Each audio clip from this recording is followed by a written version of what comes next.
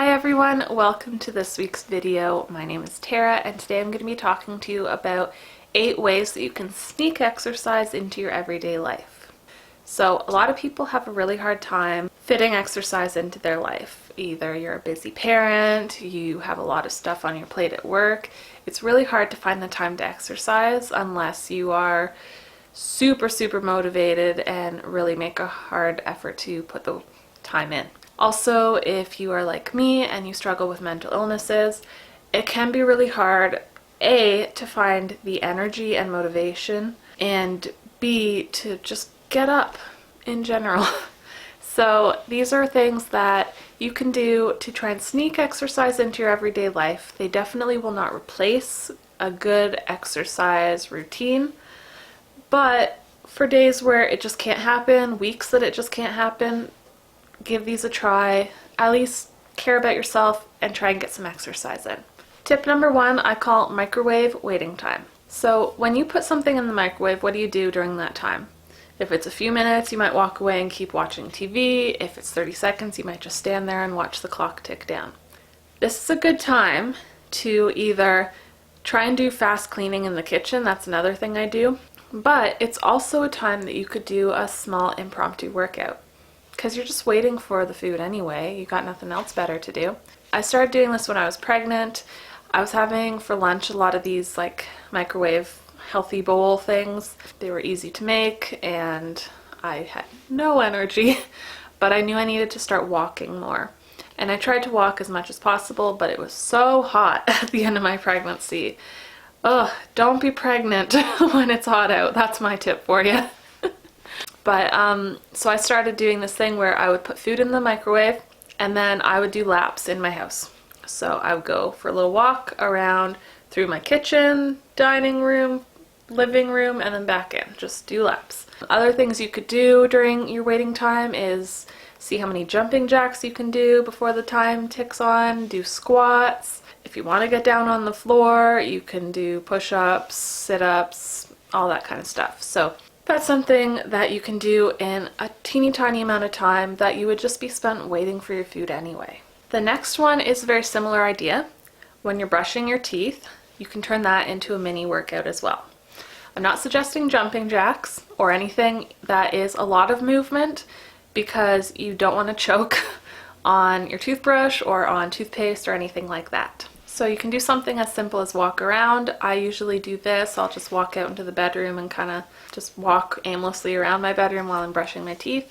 You also, because you're supposed to brush your teeth for 2 minutes, if you know how many squats you can do in a minute, do that many squats, then change where you're brushing your teeth, like switch sides or switch up or down, and then do that many squats again for another minute.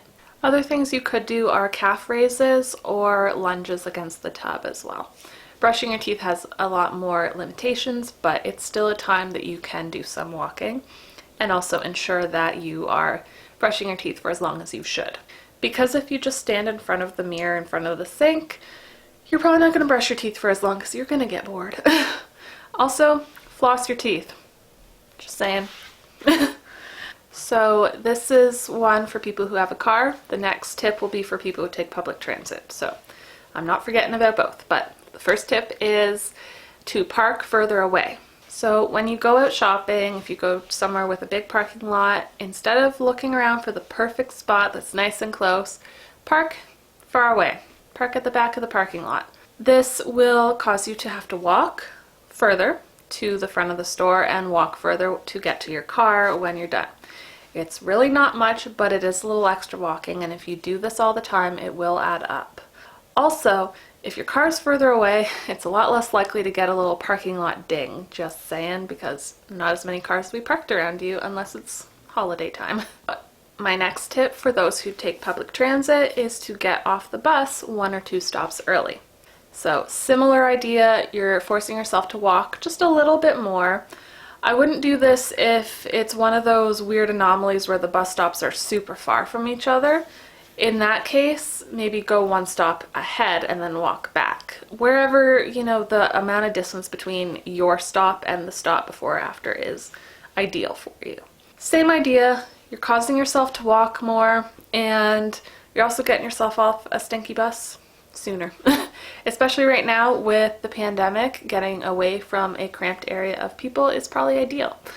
The next one is around cleaning. Now, cleaning is already a physical-ish activity, but you can make it more. So on the blog, I did write a blog post on that, and I will leave that in the link below. But on the blog, I called it "Put a Little Boogie in Your House Cleaning." So when I'm cleaning, I like to dance around. I like to move my body more than necessary. It helps if you put a lot of music on, like really upbeat stuff to really get you moving. It makes cleaning more enjoyable because personally, I hate cleaning. I hate it, I hate it, I hate it. The day I can afford a cleaning person is going to be the best day because, oh my god, I hate cleaning. But if I find myself singing and dancing while I'm doing it, I enjoy it a bit more, and I also feel like I've worked out at the end of it.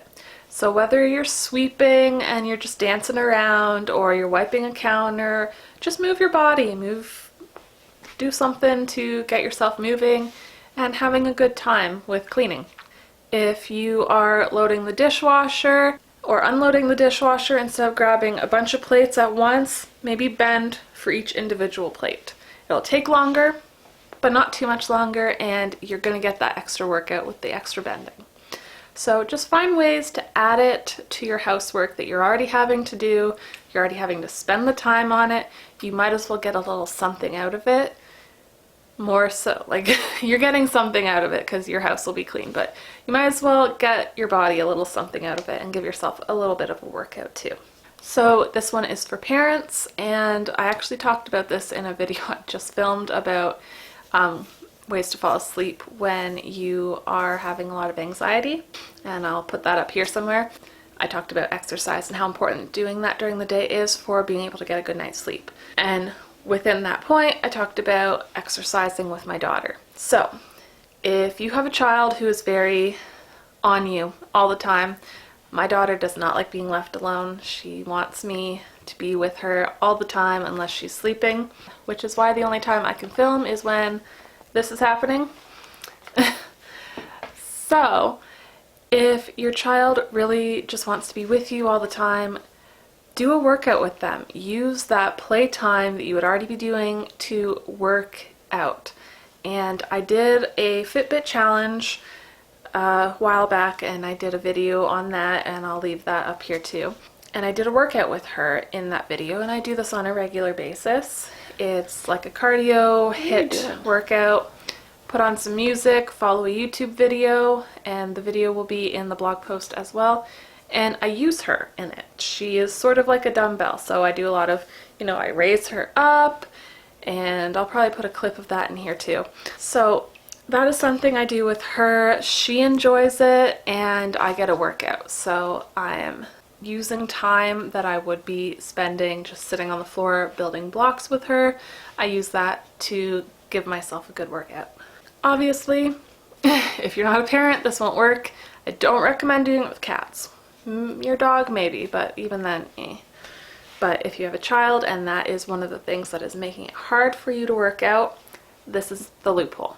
The next tip is not to use the closest bathroom. This can work for people who work at an office with different floors. Use a bathroom on a different floor. This works for people in houses or people with just more than one bathroom in general. Just walk to the bathroom that's further away. So sometimes when I'm downstairs, I'll walk all the way upstairs and go to that bathroom there. And other times I won't if I'm like in a rush. If Cassidy will need me right back, I don't do that, but sometimes I'll do that just to get more steps in. I got my Fitbit on and I'm counting my steps, so I do little things like that. But it's something you can do too. Obviously, if you live in an apartment with one bathroom, this isn't going to work for you unless you go to work and you can use the further away bathroom there. And my last tip is to take extra trips. So what do you think this means? I mean when you're unloading something. So when you come back from the grocery store, you know how sometimes you want to take as few trips as possible, so you'll load up your arms and you'll be like dying trying to get it all in. Don't do that. Just don't. You're just gonna hurt your arms. Yeah, you're giving your arms a bit of a workout, but it's not really that good of a workout. But if you're going back and forth and still lifting things, like you're still giving your arm muscles a workout for everything you lift, but the extra walking back and forth to get the bags of groceries will add up a bit. I'm not saying just one bag each time, because that will take you forever and you do have things to do with your time, but you know, don't try and get it all in one trip. And if you do this on a regular basis, it will add up to extra walking as well. Now, like I said, all of these will not take the place of an actual exercise routine or regimen of some sort, so I highly recommend really doing your best to try and get some exercise in. But if you're just having a rough week where it's not happening or you're just too busy, try these tips and they will be really helpful to get you active, get you moving a little bit, and to just give yourself that boost.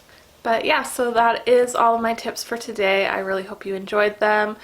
Really, please just care about yourself. Do this for yourself. Try and exercise more for yourself. You deserve it. You deserve to live a healthy life, and exercising is a really big part of that. So if you like this video, please give it a thumbs up and subscribe to my channel. I'd really appreciate it. I am still a very small YouTuber trying to grow. I will see you guys in the next video. Bye.